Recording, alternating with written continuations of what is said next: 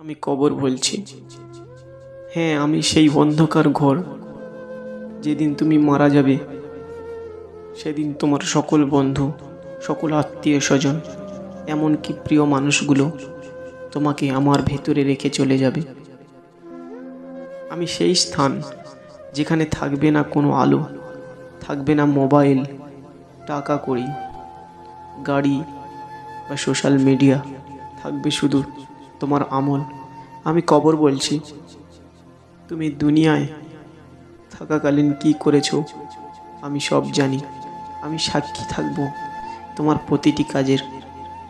তুমি যদি আল্লাহ নাম নিয়ে ঘুমাতে, 5 ওয়াক্ত নামাজ পড়তে, মা বাবা, শ্বশুর শাশুড়ি এবং বিবি বাচ্চাদের প্রতি খেয়ানত না করতে, তাদের খেদমত করতে, তবে আমি হব তোমার আরামদায়ক জায়গা।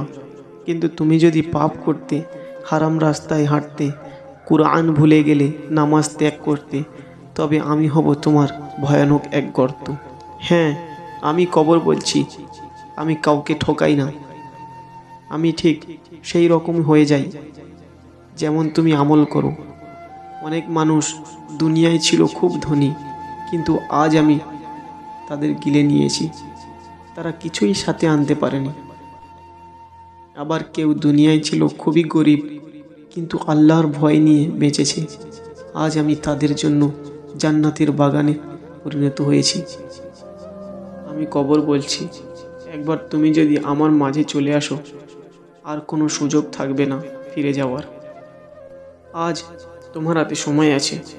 এখনও তুমি নামাজ পড়তে পারো, তওবা করতে পারো, কুরআনুল কারীম পড়তে পারো। একদিন তুমি পিছনে ফিরে তাকাবে আর বলবে, হায়, যদি আমি আর একটু সময় পেতাম, আর একটু ভালোভাবে আল্লাহ তাআলার ইবাদত করতাম। কিন্তু সেদিন আমি তোমার কণ্ঠ শুনব না। তখন আমার নীরবতা তোমার বিচার হয়ে যাবে।